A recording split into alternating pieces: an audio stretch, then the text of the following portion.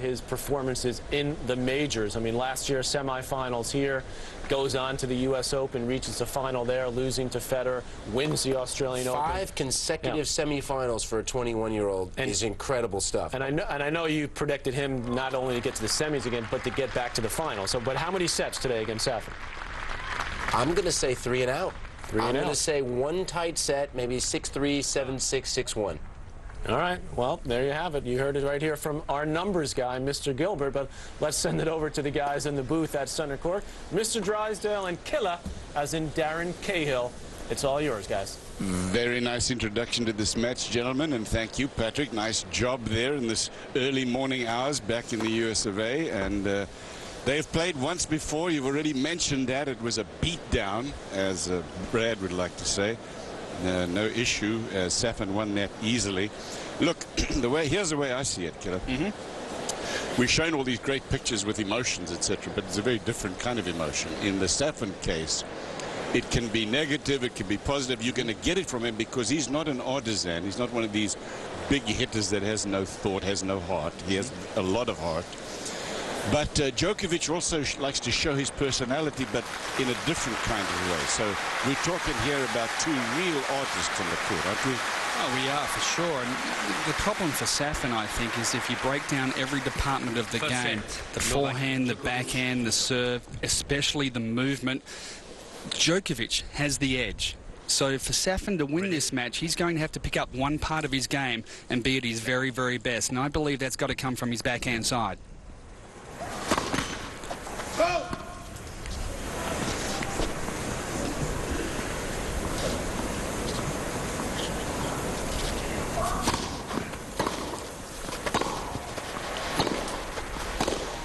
Let me go through that again, or let me ask you to go through it again. You're saying that if they're both playing at peak level, I guess it's a big if, but if they're both playing at peak level, that Safin has a serve that is not as good as Djokovic's? No. No, when you count the first and the second serve, no. Safin can have a day out serving. There's no question about that. He might get a little more pace on the first serve. But Djokovic's second serve is a stronger second serve than Safin's. So there's no question that we can see a game from Safin that can cause him trouble, but he's got to be at his very best. Forehand has been such a worry for Murat over the last couple of years, and if I was Murat today, I'd be thinking to myself not to stress too much on that side and try to keep that ball in play. Love 30. Love 30. Well, I'm trying to make the case for Murat Safin. Yeah. And you remember in 05, down under in Australia, nobody was really looking for Murat Safin to do what he did, which was beat world's #1 Roger Federer in the semi-final, and then your man Leighton Hewitt in the championship to win his second slam. He was a step quicker in 2005 than what he is now, and that's really hurt Murat over the last couple of years.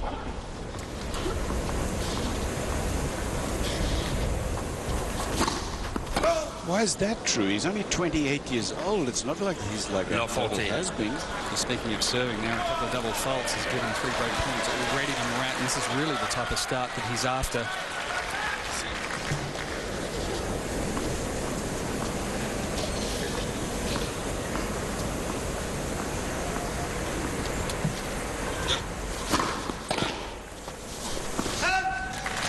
Also, Cliff, don't forget today's a little trickier with this wind that's blowing around, and normally these types of conditions are a bit of an equalizer. Brett is not real comfortable on the grass because he likes that assured bounce. He likes to know where the ball's going to be so he can get that clean hit on the ball. Let. First service. Maybe with a little breeze floating around, he might just knuckle down a little bit, take a little pace off his shot and try to get a nice clean hit, some good timing on his ground strokes.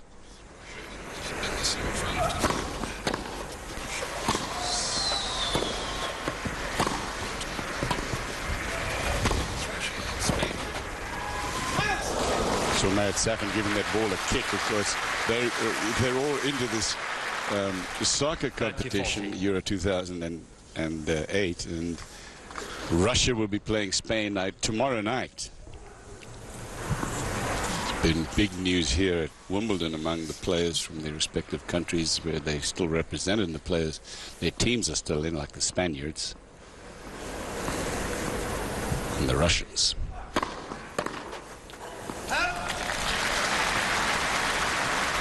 You know, the couple of qualities that Djokovic has the edge on Safin that I didn't mention were mental strength, desire. You know, they're all things that count a lot when you're playing on the centre court at Wimbledon.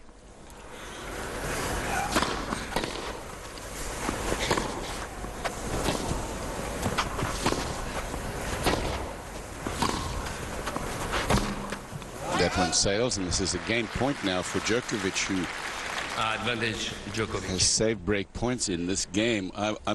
When I was talking about strokes, I was talking purely strokes, not mentality, because there I totally agree with you. He's got the big advantage.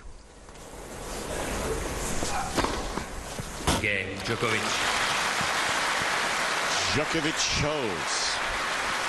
He is from Serbia, and the Serbians have done, as we were talking about, some remarkable things in this tennis world here of late. Djokovic won this year's Australian Open. Ana Ivanovic followed that up with the win at the second Slam of the year in Paris. And not to forget Jelena Jankovic, who's been in 4 Grand Slam semi-finals and is now the #3 player in the world. So dominance of the Serbs, and who'd have thunk that? Do you think Jankovic can win a Slam? I think she can. Ask me if I think she will. Will she? No. 15 off. I don't think she's as tough mentally as her 2 compadres. Cliff, these early games are so important for Murat. The last few matches for Djokovic on the grass, he's been coming out on fire. He's getting a quick lead. His matches against Leighton Hewitt, David Nalbandian and Rafael Nadal last week in class. The ball was called out. Just a challenge there from Safin. His starts last week in Queens, were unbelievable. And the common thought is, well out there, the common thought is if you can stay with Djokovic, his edge will come off if you can get deep into a set. If you can get to 3-all or 4-all, you'll start to play more conservatively.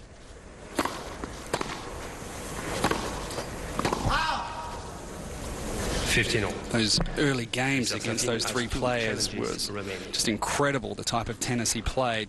Hits for lines and puts a little extra on his ground strokes, but as the set tightens up, he does get a little nervous and has trouble putting players away.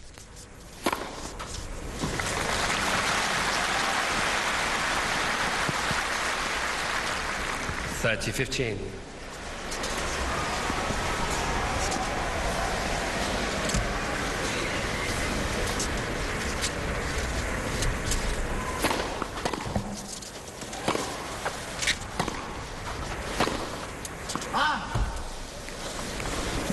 (30-all).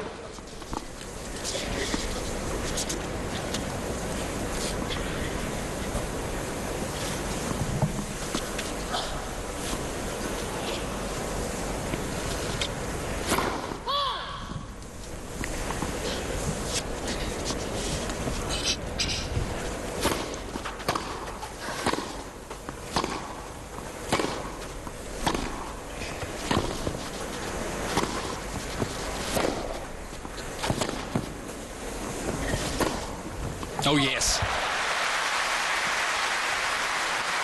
That's the side. Sorry, go ahead. No, it's the side he's got to do it from, Cliff, the backhand side. And, you know, if I was Safin, I'd be thinking to myself, cut out all the unforced errors from the forehand side, but I'm going to beat this guy with my backhand.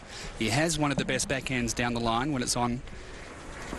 He can go either way, and he takes a lot of spin off that ball. He hits through the court. Game point.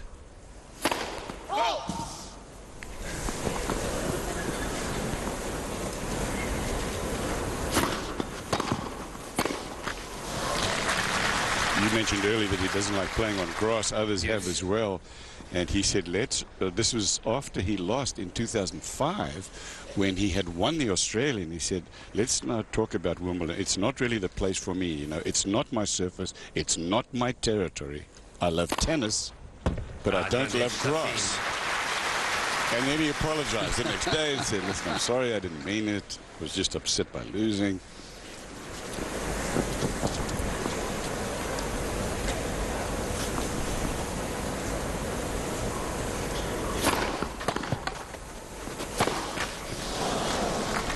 Now that's the error that is going to kill him today. Trying to make something extra happen on that forehand side, and this match will be decided more so by the unforced errors on the forehand side.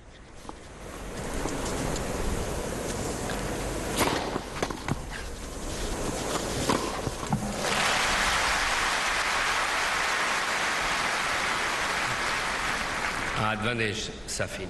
You mentioned also that Safin did put a beating on Djokovic 3 years ago. You can forget about that result, but something to keep in mind, and sometimes this plays a small part, is that both of these guys are managed by the same company, and Murat used to be the #1 guy.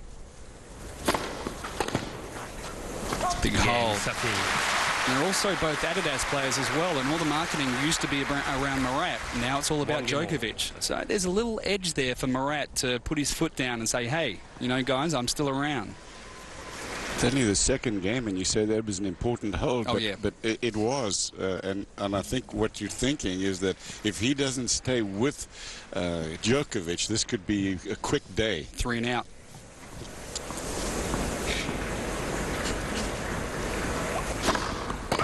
Other than the obvious, why do you say that the result doesn't matter the last time they played?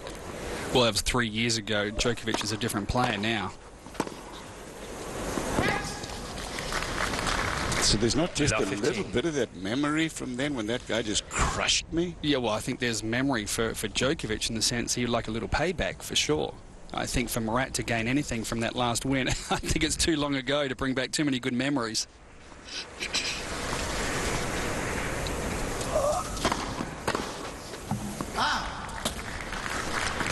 15-all.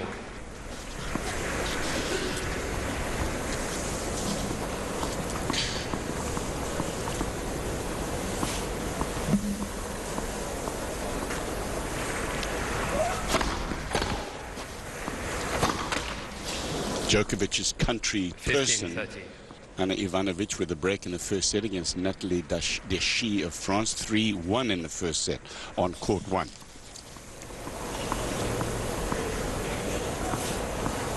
Safin's in front on Djokovic's serve again.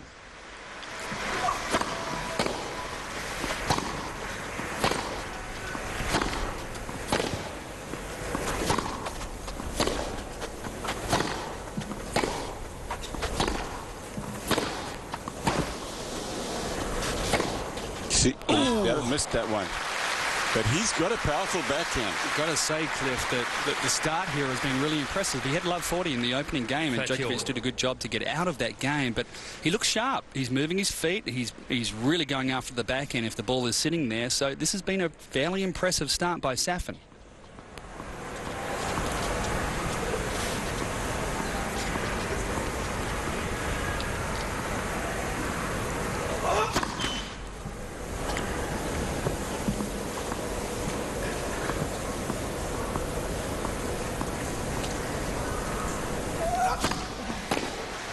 That sails long. You're talking about motivation for Marat Safin, killer. But how about his sister getting to the final of the French? Is there a little family rivalry, maybe? A little sibling rivalry? Yeah, possibly. He's always given her a bit of a hard time, so I thought it was great to see her do so well in Paris.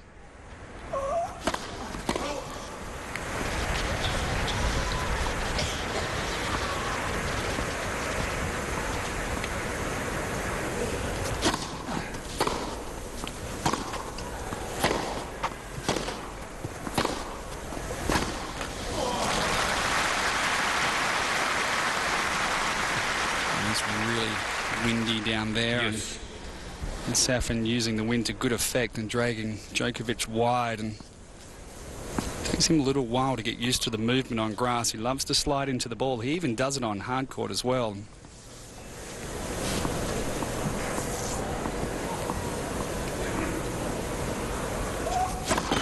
Lent. First service.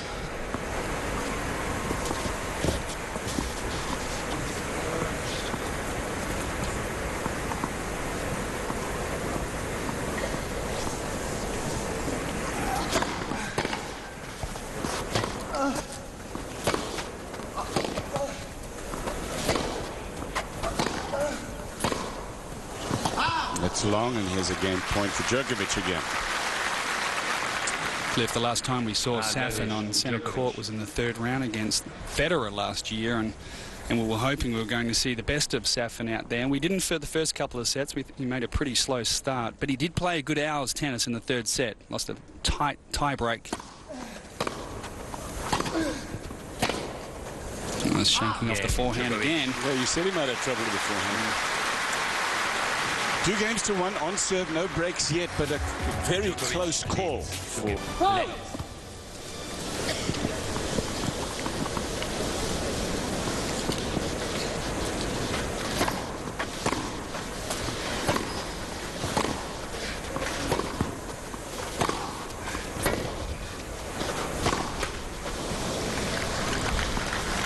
Fifty. 2-1 first set. Djokovic, Safin serving. It's 15-love for Marat, who took out Pete Sampras in straight sets in 2000 in the final of the US Open. That was the first time in 16 Slam finals that Sampras had lost in straights.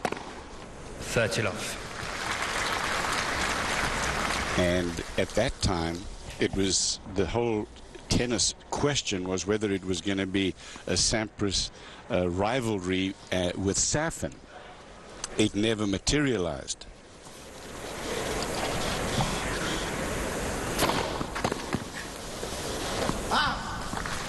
Then when he wins the Australian in 2005, the potential then was, well, was this the guy who was going to challenge Roger Federer potentially? Was it going to be a Safin-Federer rivalry for years? And that didn't happen.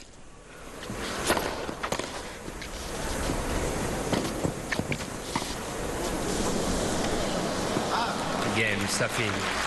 So Safin holds. We'll keep you posted here at 2-all in the first set. Patrick and Brad with action from court 18. Here's Marat Safin serving. He's up a break in the first set. And here's how it happened. And this, what you're about to see now, was a 117-mile-an-hour attempted second serve. And that's because Safin has been returning well. So already Djokovic is a little panicky on the second serve. Safin is stepping in and crunching that return. It's causing Djokovic all sorts of problems. That's 4 double faults from Djokovic.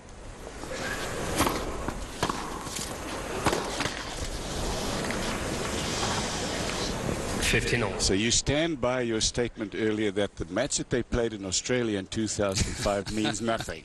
You're not going to let that go, are you? You've got to hang on to anything you give me. 15-all.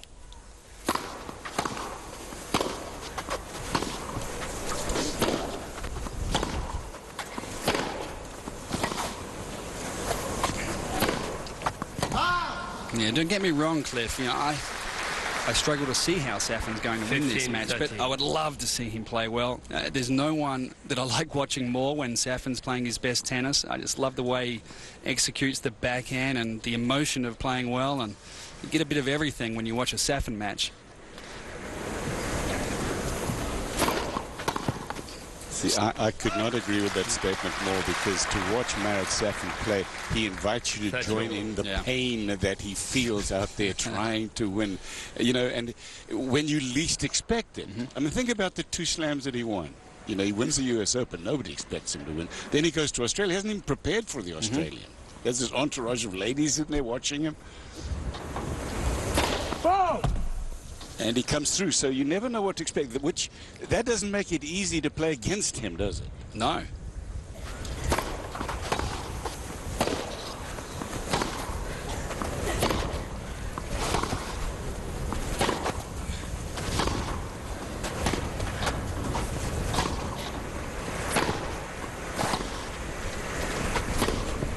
Yeah, it's well played. It's so windy out there. You can see how much the ball is moving from left to right.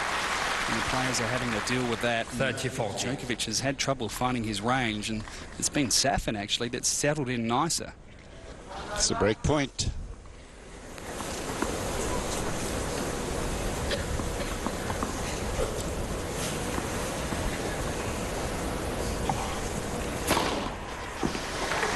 Challenge. Djokovic challenging the corner on left far side. The ball was going in. I don't think this is going to work.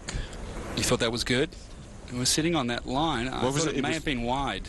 I think it was wide. Yep. Second serve.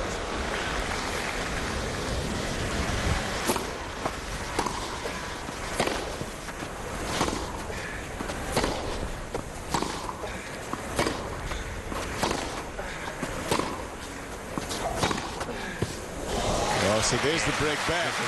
And we are even at 3 apiece in the first set. Wow, Safin got out to an early lead there, but he's going to have to make his move in the early stages to stay with this kid. Log on to Wimbledon.org, please, for latest championship news, online merchandise. You get travel information and a whole lot more. And it's all brought to you by Orbitz, who can help you get around to anywhere in the world. So that's Wimbledon.org, the latest championship news and a lot more.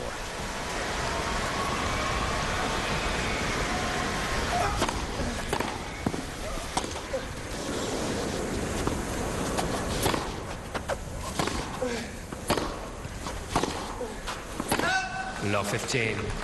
Looking at the body language of the two players as well early in the match, and it's Safin that's winning that battle. Right from the first game, it's been Djokovic looking up to his entourage, really struggling for the timing of the ball.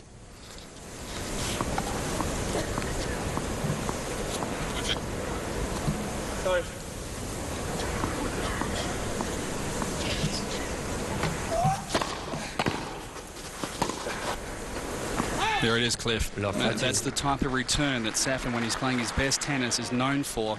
Doesn't go close to the lines, but he moves forward and hits that ball hard and heavy, deep in the court. Absolutely. And you've got to deal with his pace. It's not an easy shot to deal with. Traded early breaks already. Love 30 now. Let. First service.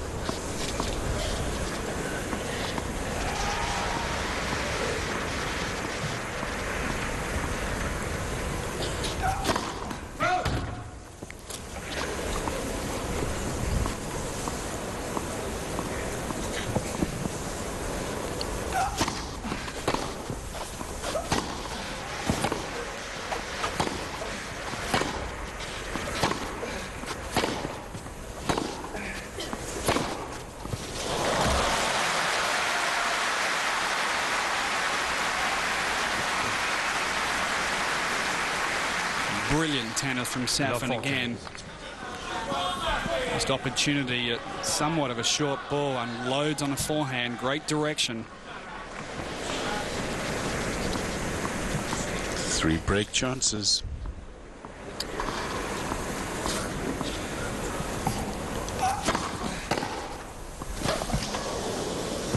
He can be dangerous, Marat Safin, and he's got a break here again in the first set with a lead. Let's go out of the championship, second round of the men's singles, and it is Djokovic, who's the number 3 seed here at the championship, 3 player in the world, and he won the Australian Open this year. He's had a very solid last 12 months, in fact, and he is stepping on the heels now, frankly, of both Rafa Nadal at number 2 and Roger Federer at number 1 in the world. But he's had his work cut out by Marat Safin, former world number 1 in the world. Safin is up a break in the first set. He's serving here, leading 5-4 for the set. What? There's some wind up there, but he totally mishit that one.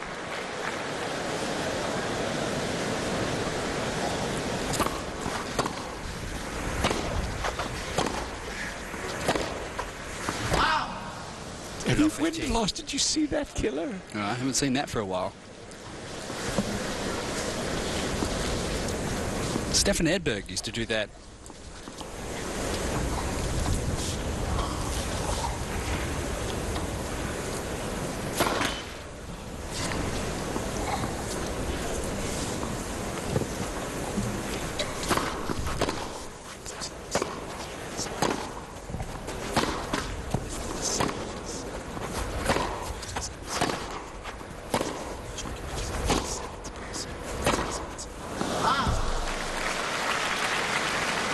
Safin in trouble on serve, serving for the set, love 30. He's already dropped serve once, but he has broken twice, and one of the things he's been doing so well in this match is returning the Djokovic second serve. Djokovic has only won 17% of second serve points. Why? Marat's just stepping in and hitting that ball flat and hard. He's also drawn a few double faults, a crucial double fault at break point. Huge point, second serve.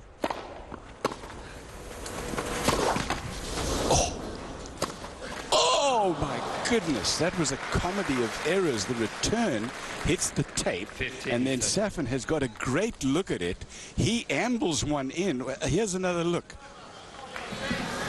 He slips, but he had a great look at that pass and totally just sculled it. Would have given him 3 break points. Now 15-30.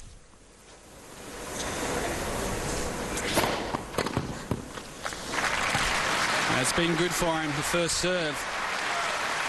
He's bailed him out of trouble on numerous occasions.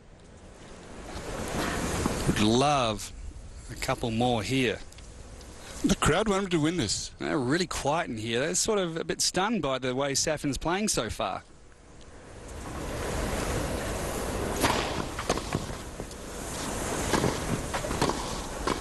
Too good. Out of reach of the set point for Marat. You know, he ambles around slowly from one point to the next. There's a human quality that Marat exudes that this crowd, and all crowds actually, really respond to.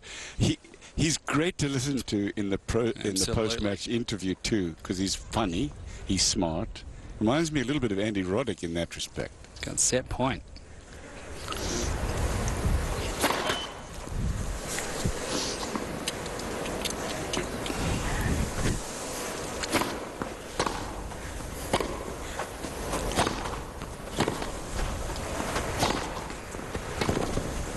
Now, that's one of the first times in the match that Djokovic has been able to take over a point on that forehand side. And that's what he does really well. When he gets down in a set, he becomes a little more aggressive and starts to play more positively. Hits closer to the lines. It's a hard guy to put away.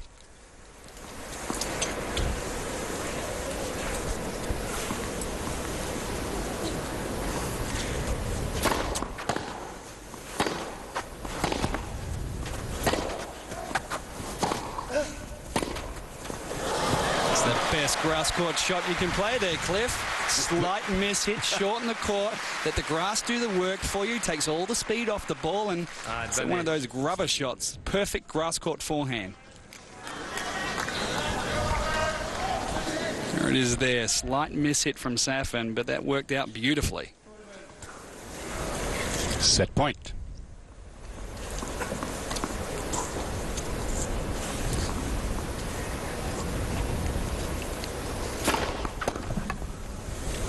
Thought you said that Safin had a worse forehand than Djokovic. What's with that?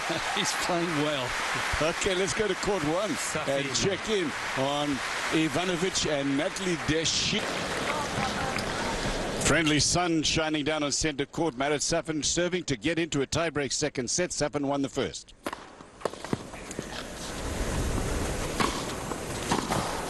Good court coverage, but not good enough. Safin at 15 love here, and no breaks of serve in the second set. First set, there were multiple service breaks. Only 2 chances here, Darren. Yeah, well, a couple of games, actually. Safin had love 30 in the first game of the second. Then he had 2 break points at 1-all. No chances for Djokovic, though.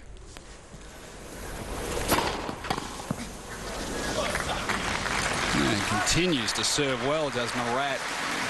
Djokovic, though, has picked up his game here in the second. He's hitting a lot more winners, and one of the problems he's been having with is the pace of shot from Safin. He's the one that's been defending on the first or second shot, and Safin's really been dictating the points.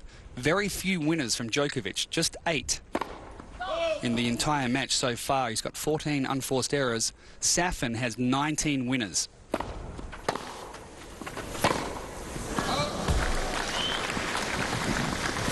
So the forehand to forehand struggle is going about even? About even. You know, if I was going to say anything about Djokovic, I don't think he's getting to the forehand enough. It's Safin's really been dictating with his backhand, and Djokovic has been playing that side. Oh, off the high part of the net into the tape. 30 all. Look out, 2 points from the set potentially for the Serbian. And I hope that shot doesn't come back to bite him, because he has played a good second set, and that was a pretty easy shot for Marat Safin to put that one away. Djokovic was going the other way.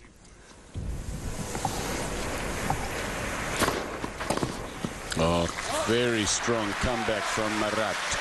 I used to always think that Ili Nastase never got enough credit for the extent of his serve prowess. And I feel the same way about Safin. Look at this. I mean, he's got a really strong Oh, serve. absolutely. You can find a little bit like Todd Martin. When he finds that rhythm, he serves close to the lines and gets a high percentage of first serves in, serving at 60% today.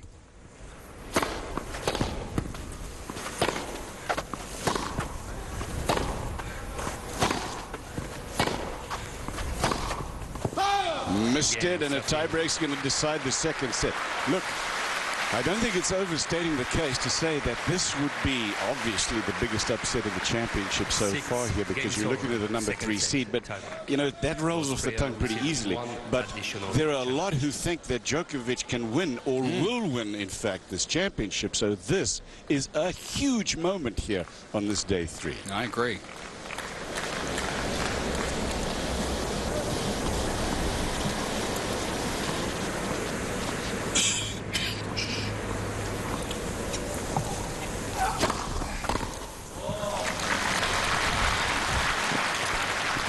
Zero, Djokovic.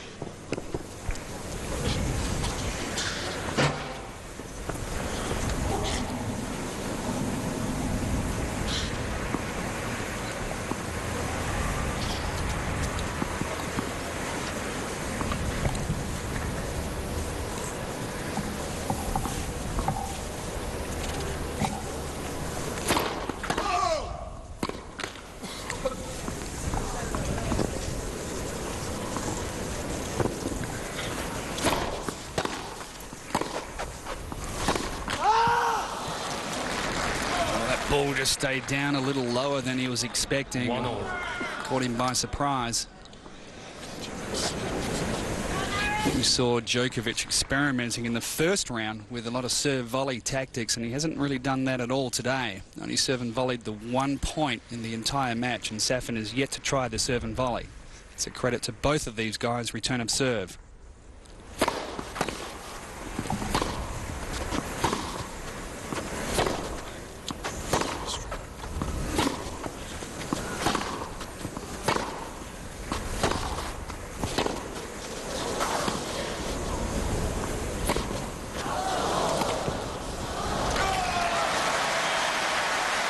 Artistic.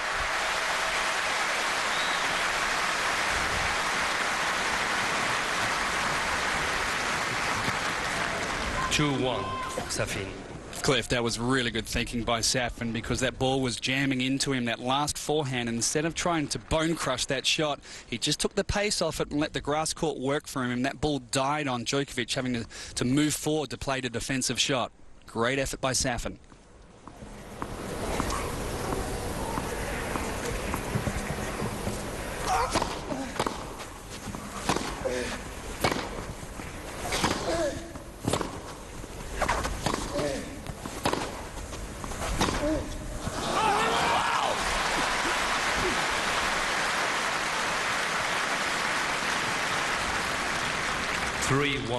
Safin.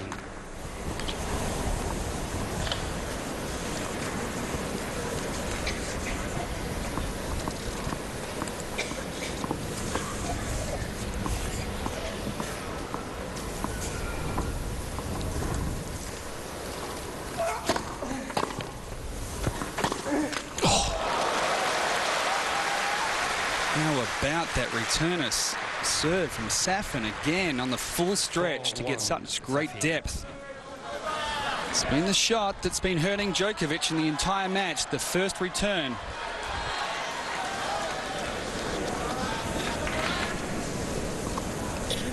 Double mini break, and Djokovic is feeling the pressure and the wind.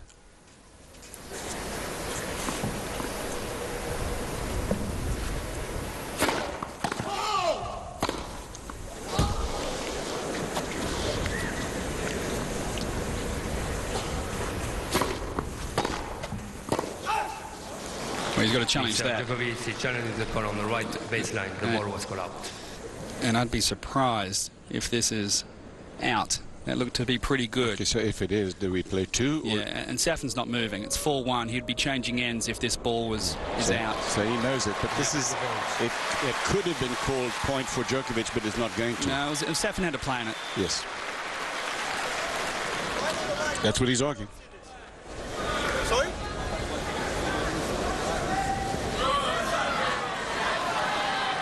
Djokovic is arguing that the call came after Safin had made the 4-1, swing, Safin. and so that the point should stand with his ball being good, but that's not the way it is.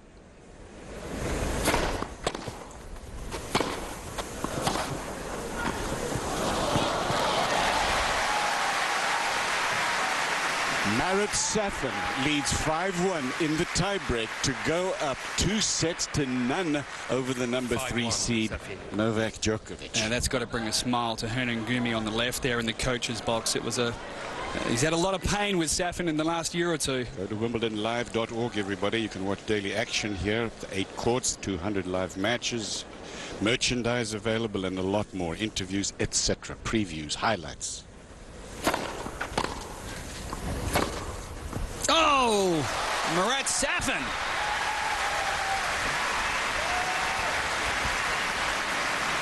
I tell you what, there would be one person happier than his coach, Safin's coach, Hernan Gumi here, and that would be Roger Federer watching this match.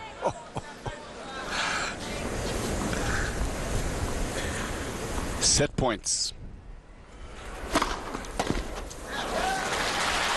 You don't think Roger Federer wants to play Djokovic in the semi-final? I get the feeling he'd be much more comfortable against Safin. Although, you know, if he plays the way he's playing at the moment, who knows?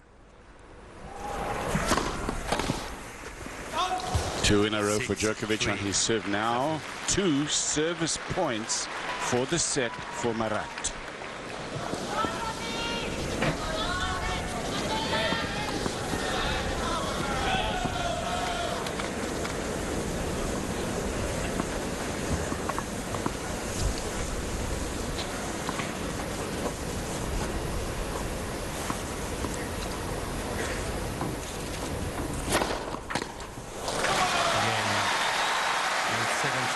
Well, this is an upset in the making that is so obvious as to be unnecessary to say. 2 sets to Marat Safin. Let's go to Patrick McEnroe in the studio. And He is a bit of an enigma, though. I mean, The third set of their match with Safin up 2 sets.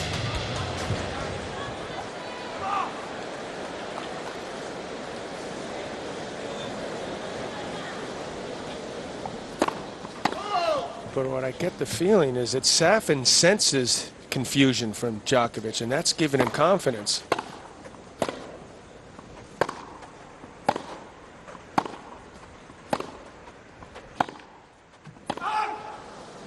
We talked briefly about the fact that the one time they played, it was an absolute thrashing. Safin losing only 3 games, 6 love, 2 and 1.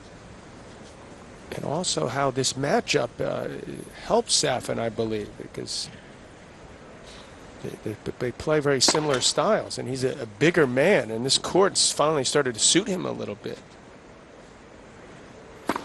Crowds, to me, pulling for Safin. Yeah. They know his history and the misery he's had for the most part here at Wimbledon. Djokovic has come back from 2 sets to love down once here at Wimbledon in 2005, but that was Guillermo Garcia Lopez.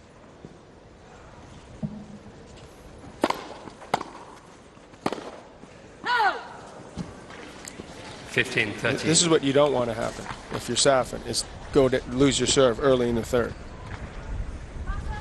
I mean, he's been there and done that, but these are heady moments because not much has happened in the last couple of years for him.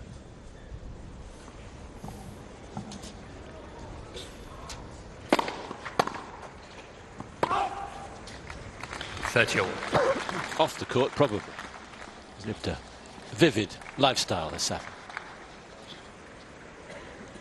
But work as he's done very hard on the tennis court, he just hasn't been able to get any response.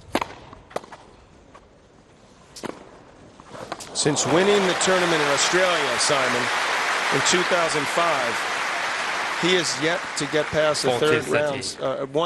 round of 16 at the Open, 2006, where he lost to Tommy Haas. That's the only time he's been in the fourth round, the second week of a major. And Grand Slams are like oxygen for him.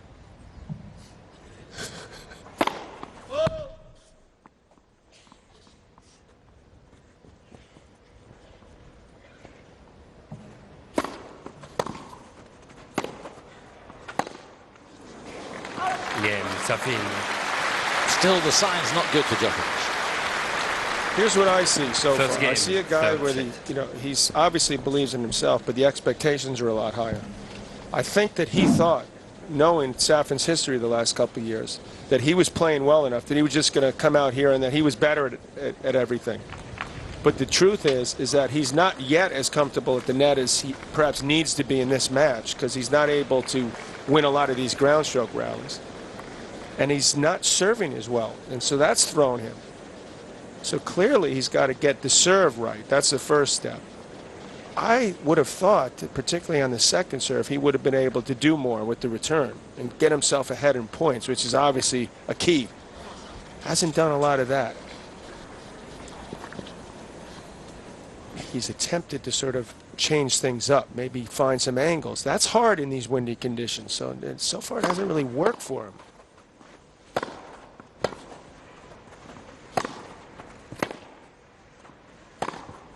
But the most important thing of all, forget all that strategy stuff, is to play with more fire and intensity, which he's rather subdued out there.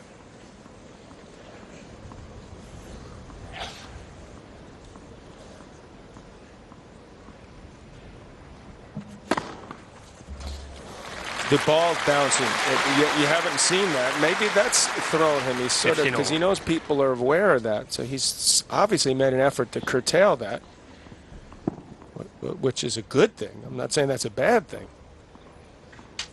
But now it's starting to increase a little bit. That would almost help him.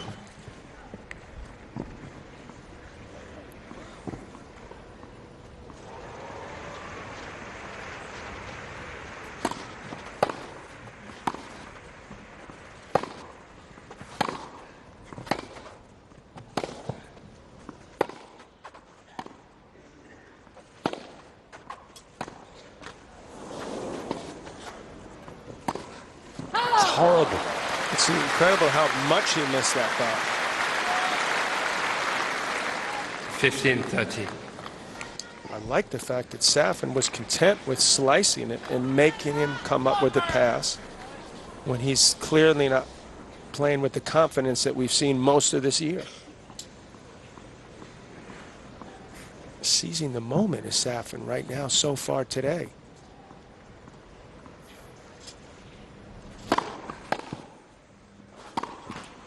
Tell you, this is 2 break points. This is 15, critical juncture it could be right now. That was a trademark Djokovic defensive point there where he stretches out. He didn't do it then. Well, he got a little unlucky in that as he was about to strike the ball, he slipped. So 2 break points for Safin.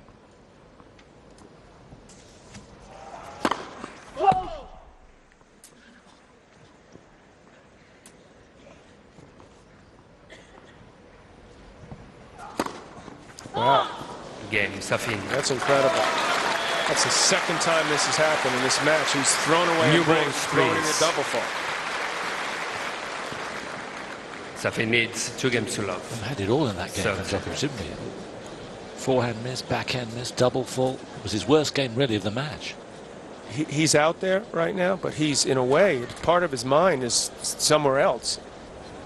And that fire is not there.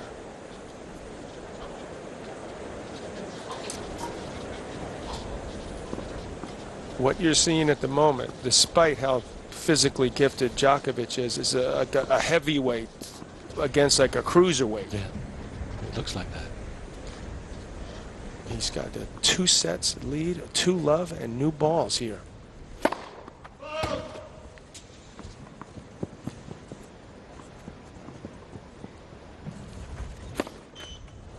Love 15. And how is the cruiserweight playing like that at the moment going to get back in? He's got to, throw some body shots, make him work harder, not give away points. wear him down. He's got to just want this more, dig deeper.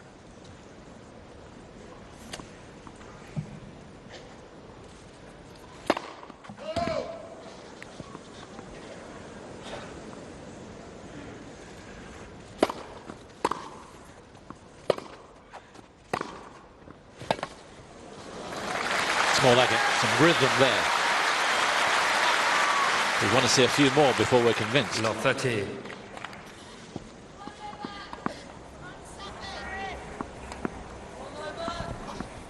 But he needs some success right now.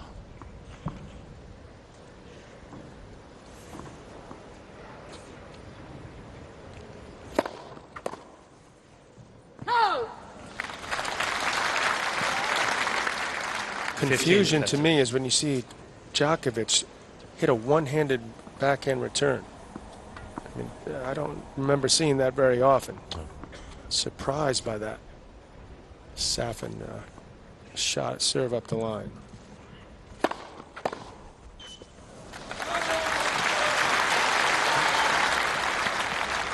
Sergio.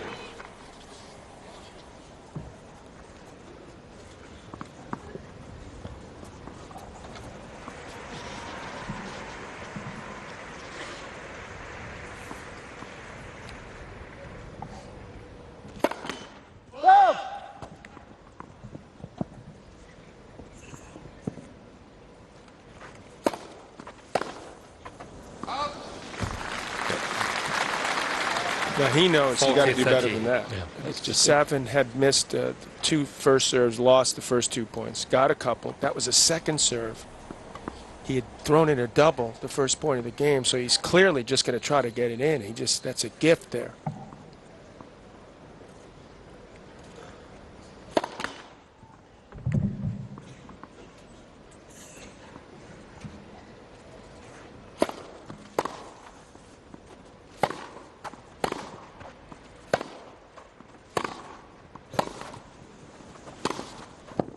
Couple of heavyweight shots at the end there.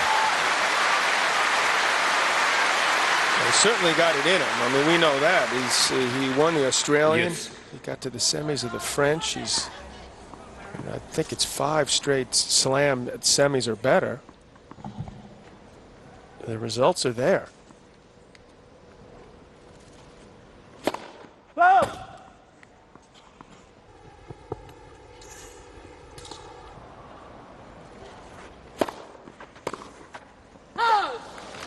Again, a chance goes a begging. Advantage.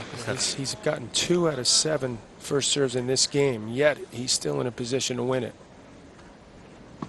It's stunned up there as Marian Vita and the Djokovic family. Matter of fact, the father seems to have left. He's apparently pretty disgusted at it so far. Late. First service.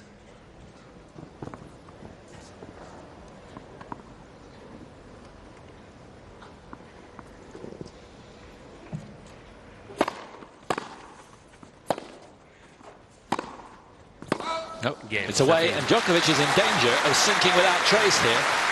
It is 3-love, Safin. Safin leads 3 games to love. No set, like you said.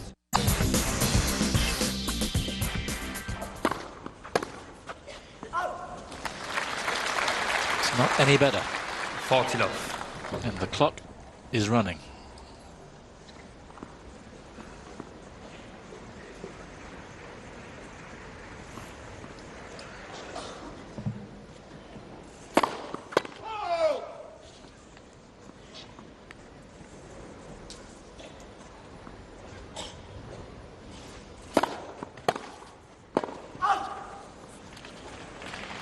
Mr. Djokovic challenged the ball on the right baseline.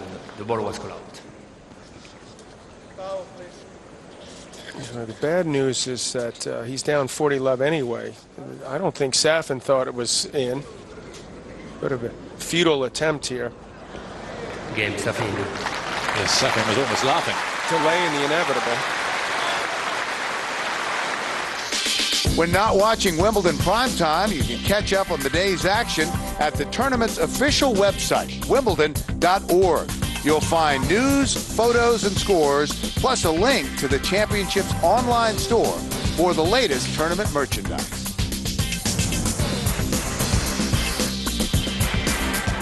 Djokovic 1-4, 2 sets down. Up. 15 off.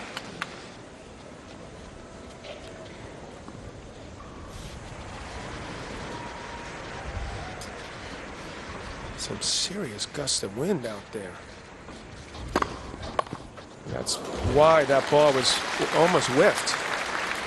30 off.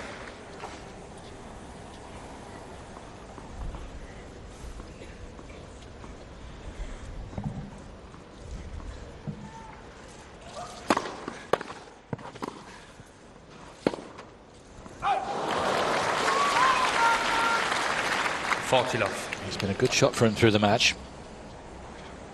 And you know he'd back himself to make it. Well, that's only the second time that Djokovic has served and volleyed.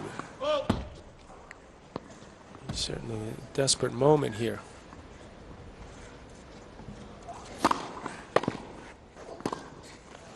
Forty 15.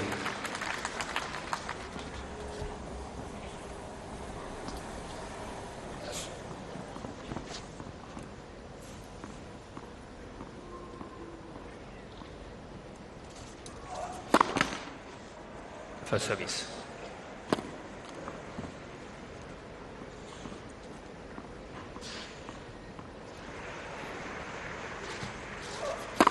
Foul!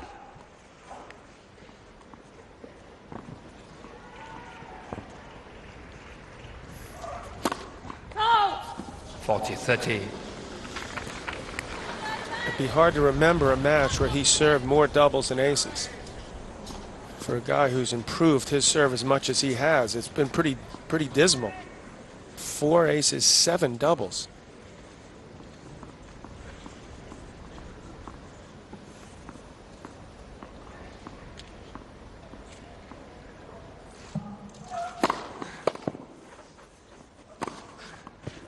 Game, Djokovic. Well played.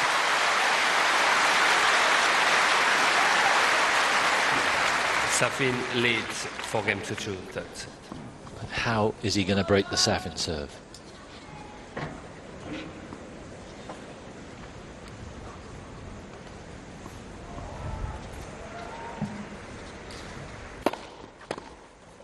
Out! 15 off. He's caught an awful lot of serves late. He's having trouble reading Murat's placement, where the ball's going to go. That's been quite effective for him. He's hit just enough serves out wide to reap rewards when he pounds one up the middle.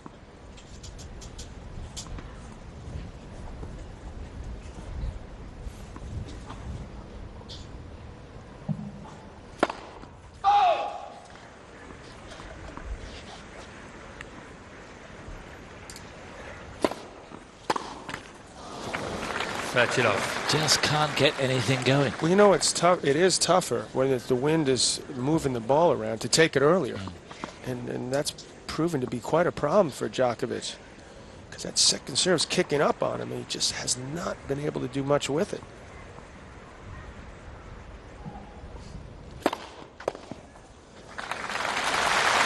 Another monster serve. 128, that one. 40 off.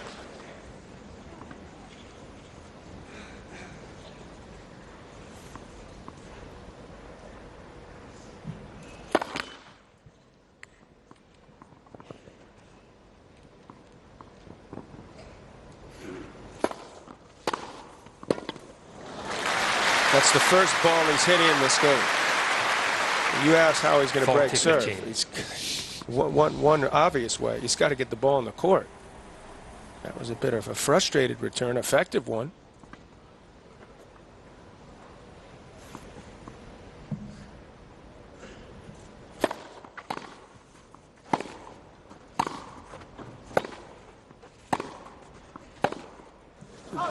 An idea of what he just did, maybe just block a few returns back. 40-30. You know, Safin's heart rate must be getting quicker and quicker as he gets oh so close to pulling off this upset.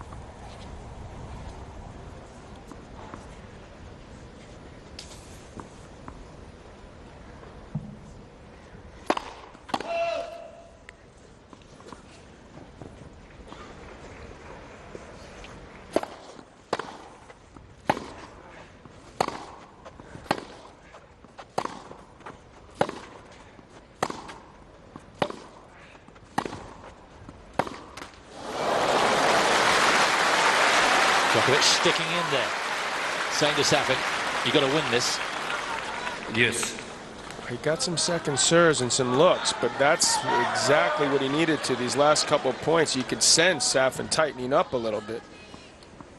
It seemed like an easy game at 40 love has now gotten a whole lot trickier.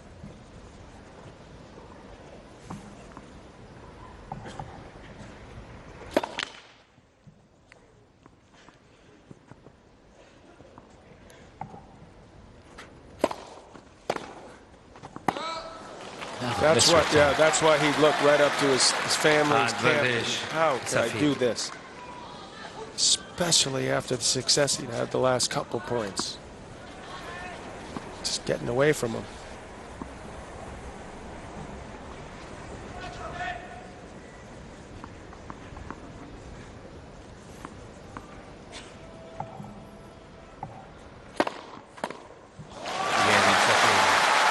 Safin a game away from getting back into the big time with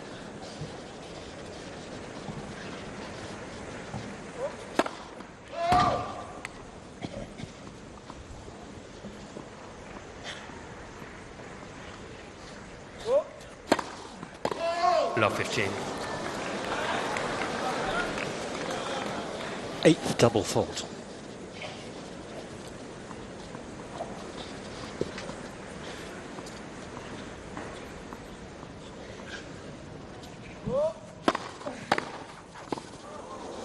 Serve and volley, well, not a volley, but what a half volley. It's a phenomenal shot. I mean, Safin cracked that return. 15. He probably could make the argument, why isn't he doing this more often if he can pull shots like that off?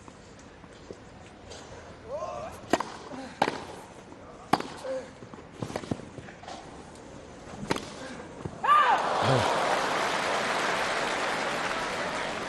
15-30.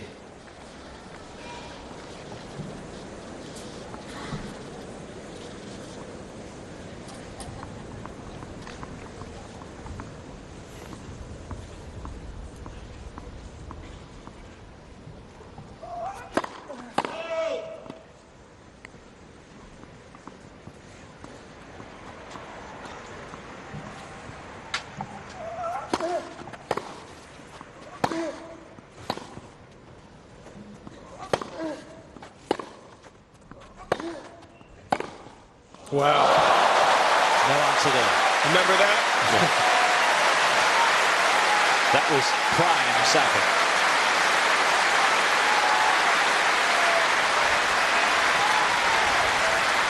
Two match points 15 for Marat Safin.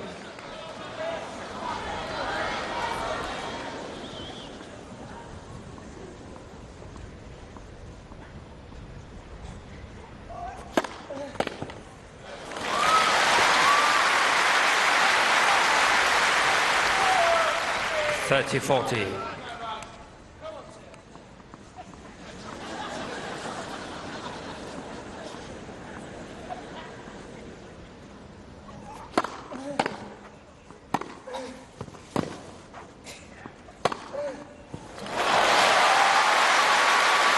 must have seemed like an age before that ball bounced and came up, but he got it done.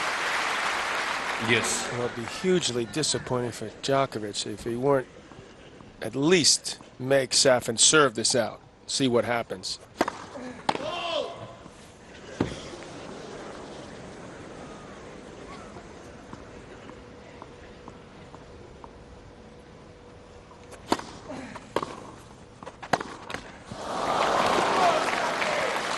Bread and butter shot. Safin. Match point number 3.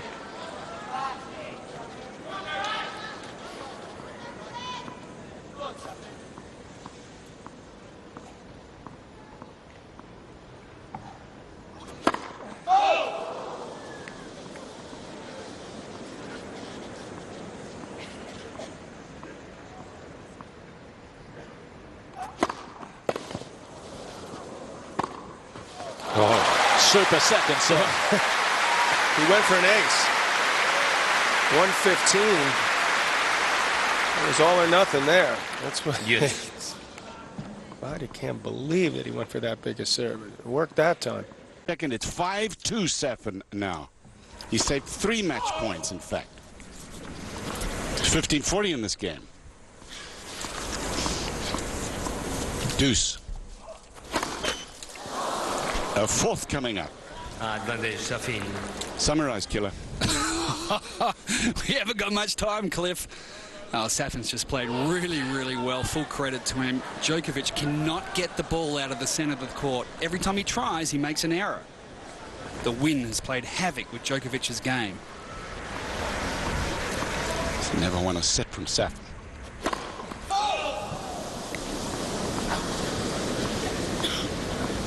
Match point, second serve.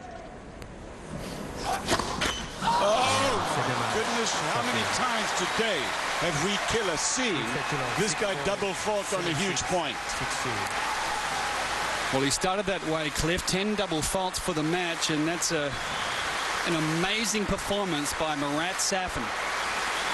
To put this thing in perspective, Darren, we have all been talking about the 3 players that really matter, I guess, in men's tennis now. It's almost like there are 2 circuits going on. One of them has just 3 players in Roger Federer, Rafa Nadal, and now this Novak Djokovic. So for him to go out at this early stage is a tremendous, tremendous upset. And Novak has been so solid over the last couple of years. Very rarely have we seen him put in a subpar performance, and that's the reason he's been the #3 player in the world. But you've got to give full credit to Marat Safin because he hasn't won back-to-back matches all year, saves it for the centre court here at Wimbledon, beats the #3 player in the world, and he played faultless tennis. You know, his forehand was still a little bit shaky at times, but he did the things he needed to do well. He served extremely well. His backhand totally dictated the match. You know, for mine, I thought Djokovic went to the backhand far too much, but he just could not get the ball out of the centre of the court.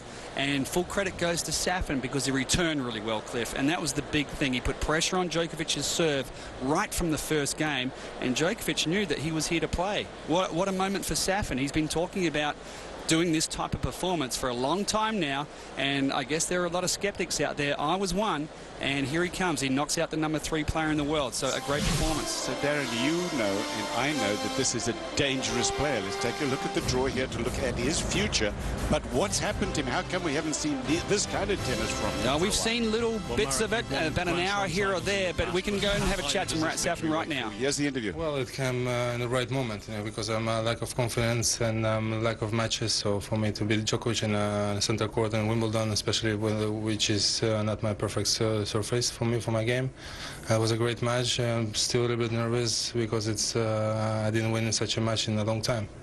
Where did this form come from then? Can you explain it? Well, I had to play really well. You know, I had to be concentrated from the beginning and try to be with him. You know, like game by game, and take my opportunities, go for it, because he's under pressure. He's fighting for #1 at the end of the year, and he's the one who has to win matches. And for me, nobody expects anything. And for me, it was really important to be focused and not try to stay with him all the match. Finally, let me ask you. I know grass isn't your favourite, as you've said, but how far do you think you can go now with this kind of form?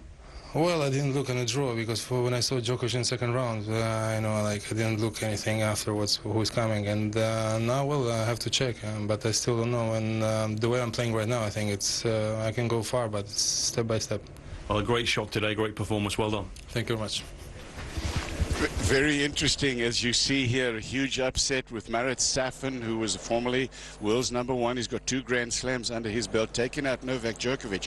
So, Darren, we've got 3 issues here. #1, the wind. #2, the fact that last time they played in Australia in 2005, Safin beat him like a drum in the early stages of that championship. And now #3, according to what Marat has just said, he feels that Djokovic was feeling pressure. Yeah. And I think all 3 of those things you say really played a part in this match. For me, I think the wind was probably the most relevant thing. Djokovic really didn't find his timing throughout that entire match. And then you look at Safin's side of the court, and boy, he was controlled, wasn't he? We normally see a lot of emotions from Safin, a bounce of the racket or talking to his entourage. He didn't do anything today apart from giving a lot of fist pumps. So from a performance from psychologically from Safin, that was one of the best performances I've seen from him from a long time. And then from a ball striking point of view, tactically, he played a great match. So that was certainly Safin, maybe not at his very best, but certainly right up there and great to see. And I analysed Djokovic's game for us as it happened today, because obviously he was not at his best. We talked about the wind and all of those things, but was there something psychological, something physical that happened out there? Well, I don't think physically. I think really he probably did feel the pressure, and again the wind played a big part in that game, and he just couldn't get the ball out of the centre of the court. Safin would take the first shot, and then Djokovic should be leaning off the ball, trying to control the pace of shot from Safin. He would play it down the middle of the court, and every time he tried to make something happen, he made the error. So he was playing pretty safe today, and the wind played a big part, obviously. But, oh boy, it's an amazing performance. Number 3 seed out, and we thought he was going to go through. Some thought, like Brad Gilbert, that he may have made the final and beaten Roger Federer in the semis. A lot more than Brad Gilbert thought he had a real good chance, not only of beating Roger Federer in the semi-final, but going all the way in this championship, because he's had an outstanding last 12 months. But Novak Djokovic is out, and I tell you, there is so much support for this artist, this genius from Russia, who has given so many people so much pleasure. Well, he is not done with Grand Slams yet. Marat Safin in a huge surprise over Djokovic. This was a huge shocker. 2 doubles, and overall, Brad, just a dismal serving day for Djokovic. 10 doubles, and he only won 27% of those second serve points. Was that just a bad serving day or a combination of Safin good returning? Well, I think early on it was the Safin returning that forced him to maybe go for a little, more on the second serve. One time on the second serve in the first set to lose his serve, he went for a 117-mile-an-hour serve. But I think the wind, had a little bit to do with it, and also Safin hits a flatter ball. When we talked about the match before, I thought before the start of it that he had to, Safin had to serve well, return well, and kind of, he had nothing to lose. And I still thought that Djokovic was going to win. So Safin did all the things that I thought he needed to do, and he did do them all, and he won convincingly. But on the Djokovic side, it was disappointing. I didn't think he really dug in the trenches today. I didn't think he competed that well. And as the guys talked about covering the match, that, Safin, his numbers were good throughout. I mean, he didn't have a lot of winners, 23, but only 21 unforced errors, and played just a very solid match. So let's send it back up, Cliff and Darren. I mean, let me ask you this. Is Roger Federer breathing a sigh of relief right now in the locker room?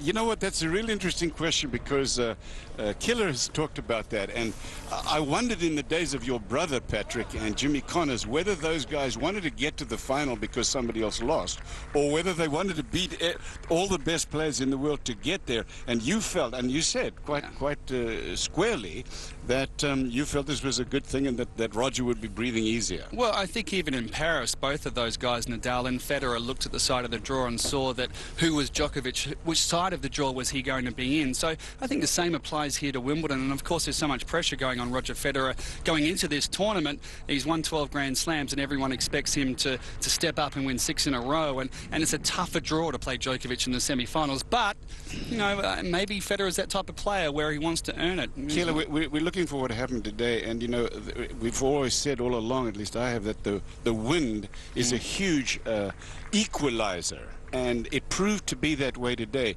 And when Brad says that he didn't feel like Djokovic was all there in the match, I kind of agree with that.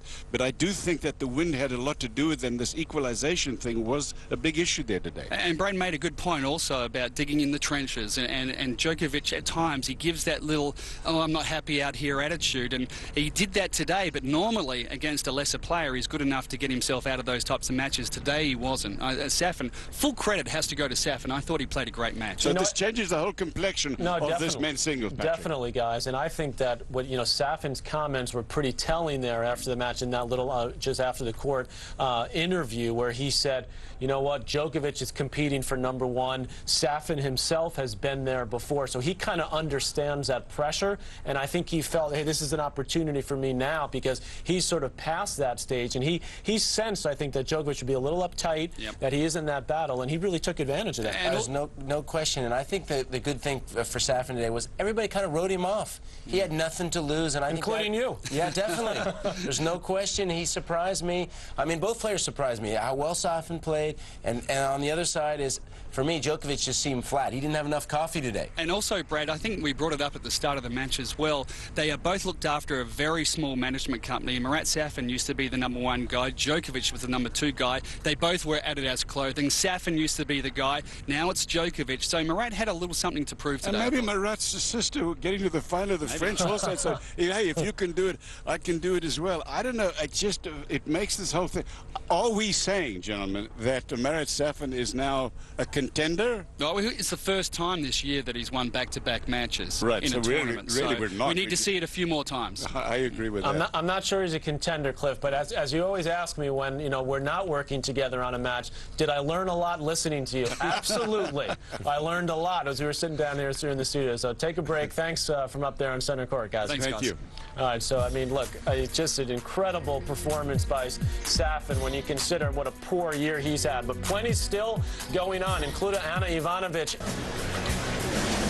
Novak, was a bad day at the office for you or a very good day for Safin? A bit of both, and what surprised you most? Well, it was certainly a very bad day for me. I didn't do anything that I was supposed to do, and he was very solid in all segments of the game. He was serving well, and like that, putting a lot of pressure on me. I was serving a lot of double faults, which is unusual. I was just not finding my momentum. That's all, and. What can I do? I mean, it's a straight set win. I didn't expect it, honestly saying. I knew that he's a very tough player to play against, even today, on any surfaces, and especially playing him on center court obviously motivates him more to do well. Nobody expects from him too much. Novak, you finally did find your serve a little bit midway through the second set and got you into the tiebreak, but then you lost it again. And I'm wondering whether or not, after the frustration of finding your serve and losing the tiebreak, you just didn't feel like you could give everything you had in the third set. I was trying, I kept on trying, even though after the second set I tried to come back. It's not that I gave up, I knew that I can turn around, and then second, Safin is a player who is known as a big talent and a very powerful ground stroke player, but again, he makes a lot of fun for serves, and I had these opportunities, couple of opportunities on his service games when it was 30-all, 15-30 juice, but then I made some unforced errors which were really uncharacteristic and without any sense. So he was just very consistent with all the strokes, and he was mentally there. Every point he was going slowly, and opposite of me, I was having a lot of ups and downs, and when I found my momentum, I couldn't keep it. Question behind. About the double faults and the unforced errors. John McEnroe said after the match he thought you looked tired and that maybe you had played too many matches. What do you think? Tired mentally, probably I'd say yes. It's been a long season, even though it's only halfway through. But physically I wasn't tired, and that was not the explanation why I lost today, He was just better than me on the court. I had a very bad day, and then that's it. Have you seen him play that well, Novak, in recent years? I haven't watched him, a lot in the last 2 years, but Safin still has his ups and downs, and he's known for his, mental instability in some ways, but he's still a great player. I mean, he's still not too old. I mean, he's playing well, he's moving well, and he wants to go back. He wants to step it up again and try to get far in the major. I mean, this is a good way to start. Question here, please. You said that you were mentally tired. Is it the traveling, so many matches, dealing with the press every day, day after day? I mean, it's a part of my life, and I have to accept it. But obviously, everything from all. At the back there, please. There was a sort of a warm embrace between the two of you at the end. Do you know each other particularly well, or do you just get on well? No, we know each other off the court as well, pretty good. I mean, we've been practicing for when I was a junior. You know, I looked at him as one of the greatest players, one of the idols. So I admired the way he plays. So and at the times when I was junior, he was on the top of the world. So I used to practice with him because we have still, and we had then, and still we have the same manager. So I have a lot of respect for him. Maybe that played a role today in the match. Maybe too much respect. Lady here, please. Considering instability, can we say that you were waiting for him to make his usual mistakes, but they were just not coming today? Yeah, this was one of the things that went wrong. You know, I shouldn't just wait for the mistakes. I was supposed to go for the shots and play the aggressive style that I always play, but it wasn't my day. Novak, which of these two matches against Murat hurts the most? Getting completely crushed at the Australian Open, or here where you're the #3 seed now and have sort of established yourself as a top player, and then losing to a number 65? I mean, I don't compare it at all. I mean, this first match we played was 3-4 years ago. You know, I was still very young, and it was my first Grand Slam, so it was understandable at the time. He won this tournament. He was playing extremely well.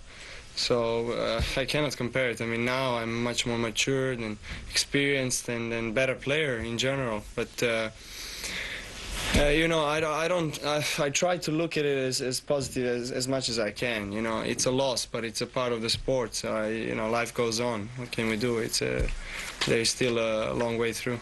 Novak, just an observation. What do you say? Well, I mean, it's obviously Djokovic distressed about that. I think the point being, you know, when they asked him if he was tired in this one, he said physically he wasn't, but he said mentally. And I think as we heard from Safin right after the match, and we talked about it a little bit, maybe the pressure, you know, that being in the running for #1. You know, obviously Nadal and Federer have both been there a lot longer, and maybe that just caught up to him here. Well, also, too, Safin had nothing to lose, and I think the big change in the match, the only time Djokovic broke the whole match was at 3-2 to get the break back to tie up the first set 3-0.